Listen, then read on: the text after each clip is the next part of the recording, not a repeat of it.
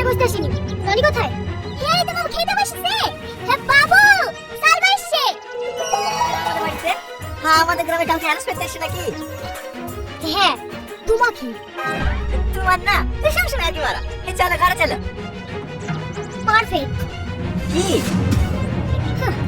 আর অভিনয় করতে হবে না, তোমার মুখোশ খুলে গেছে। You are under arrest. বিশ্বাস আর তোকে, তোর এই ভোলা ভালা চেহারা দেখে আমিও ধোকা খেয়ে গেছি। আমার একবারও মনে হয়নি তোর এই ভোলা ভালা চেহারার পিছনে একটা শয়তান লুকিয়ে আছে।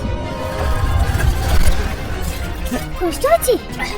এর থেকেও বেশি কষ্ট হয় সাধারণ মানুষগুলোকে। অনেকের পাপিরা চিকিৎসায় মারা গিয়েছে, আবার টাকার অভাবে অনেকের পরে বিয়ে হয়। এই সব কিছুর জন্য দায়ী তুই। দেখো, আমি তোমাকে একদিনের জন্য হলেও ভালোবেসেছি। তুমি এভাবে পড়ে পড়ে মার খাচ্ছ, কষ্ট পাচ্ছ, আমার খারাপ লাগছে না বলো? ম্যাডাম, ম্যাডাম, আবার স্ক্যাম। মানে এই মেয়েটার অ্যাকাউন্ট থেকে 3 লাখ টাকা চুরি হয়ে গেছে। কখন? এই তো ঘন্টা আগে। একটা ওদের নাম্বার থেকে আমার বলে ফোন এসেছিল, আমার অ্যাকাউন্টে 3 লাখ টাকা ছিল, সব পেয়ে নিয়েছে। টনি তো লোক, তাহলে স্ক্যাম করলো কি?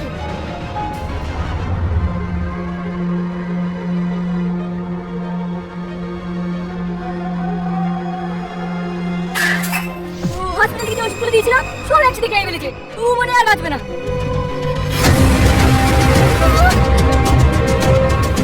হ্যালো প্রিয় বন্ধুরা, আশা করি আপনারা সবাই ভালো আছেন, সুস্থ আছেন।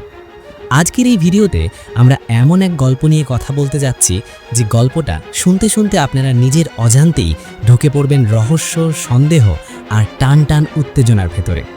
আজকের গল্পের একটাই বড় প্রশ্ন, টনি কি সত্যি মারা যাবে নাকি শেষ মুহূর্তে কেউ তাকে বাঁচাবে?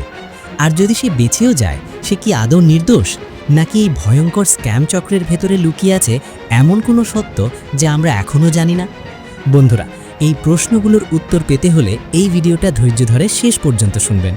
আর আপনারা যদি মাস্টারমাইন্ড নাটকের 3য় পর্বটি দেখতে চান তাহলে অবশ্যই কমেন্ট করে জানাবেন এবং পল্লীগ্রাম ডায়েরি চ্যানেলটি সাবস্ক্রাইব করে বেল আইকন অন করে রাখবেন। বন্ধুরা, মাস্টারমাইন্ড নাটকের গল্পটা শুরু হয় একদম সাধারণভাবে, টনি নামের একজন ছেলেকে দিয়ে, যার জীবনটা ছিল খুবই সোজাসাপটা।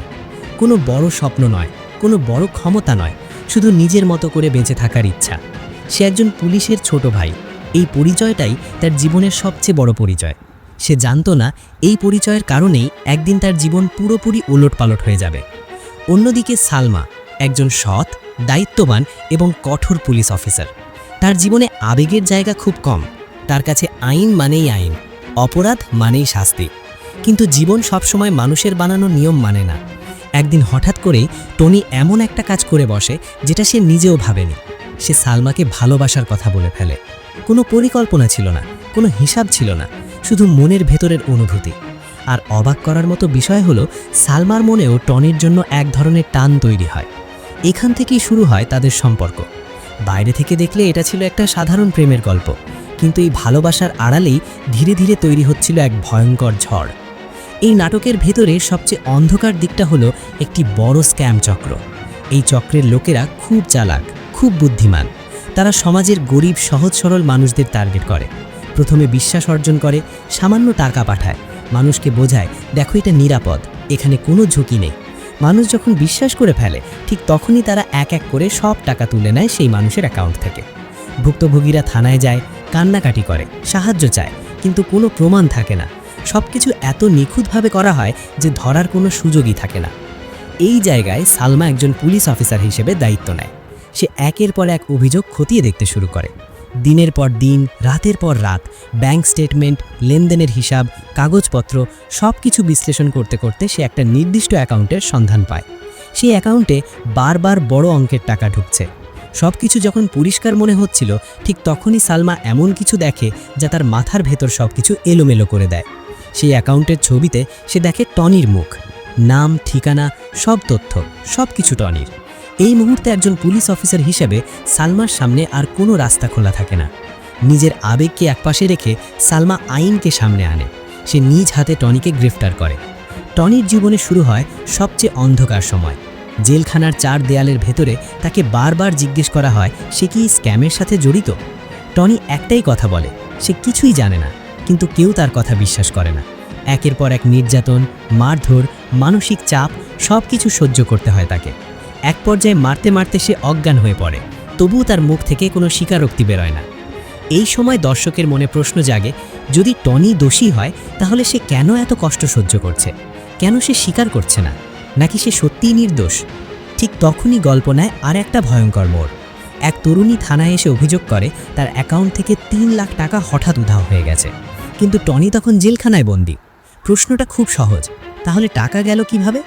এই ঘটনা সালমার মনে নতুন করে সন্দেহের জন্ম দেয়। সে আবার তদন্ত শুরু করার সিদ্ধান্ত নেয়, কিন্তু ঠিক সেই মুহূর্তেই আসে সবচেয়ে ভয়ঙ্কর খবর। একজন পুলিশ এসে সালমাকে জানায় টনি ডাক্তারের দেওয়া সব ওষুধ একসাথে খেয়ে ফেলেছে। তার অবস্থা খুবই আশঙ্কাজনক, সে এখন মৃত্যুর সাথে লড়ছে। এই খবর শুনে সালমার ভেতরে থাকা মানুষটা ভেঙে পড়ে। একজন পুলিশ অফিসার হিসেবে সে হয়তো শক্ত, কিন্তু একজন মানুষ হিসেবে এই দৃশ্য তার জন্য সহজ নয়। এখানে এসে দ্বিতীয় পর্ব শেষ হয়, আর দর্শকের মনে হাজারো প্রশ্ন রেখে যায়। বন্ধুরা, এখান থেকেই শুরু হয় তৃতীয় পর্বের জন্য অপেক্ষা।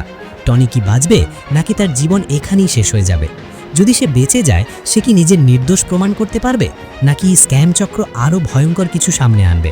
সালমা কি বুঝতে পারবে সে কোথায় ভুল করেছে, নাকি আইন আর আবেগের এই লড়াই আরও ভয়ঙ্কর পরিণতির দিকে যাবে? এই সব প্রশ্নের উত্তরই লুকিয়ে আছে মাস্টারমাইন্ড নাটকের তৃতীয় পর্বে। এই মুহূর্তে পল্লীগ্রাম টিভি চ্যানেলে তৃতীয় পর্বের কাজ শুরু করেছে। খুব শীঘ্রই কাজ শেষ হতে চলেছে, এবং কাজ শেষ হলেই অফিসিয়ালি তৃতীয় পর্ব আপলোড করা হবে। তাই আপনারা যারা এই গল্পের শেষটা জানতে চান তারা অবশ্যই কমেন্ট করে জানাবেন, চ্যানেল সাবস্ক্রাইব করবেন এবং বেল আইকন অন করে রাখবেন।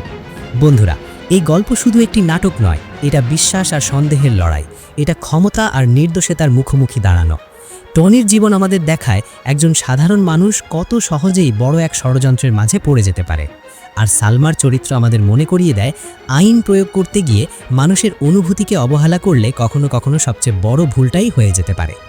এখনও অনেক প্রশ্নের উত্তর বাকি, অনেক সত্য সামনে আসা বাকি, আর সেই সব কিছুর সমাধান মিলবে মাস্টারমাইন্ড নাটকের তৃতীয় পর্বে। টনি কি পুরোপুরি নির্দোষ প্রমাণিত হবে, নাকি নতুন কোনো সত্য সবকিছু বদলে দেবে? এই অপেক্ষাটাই এখন সবচেয়ে বড় সাসপেন্স।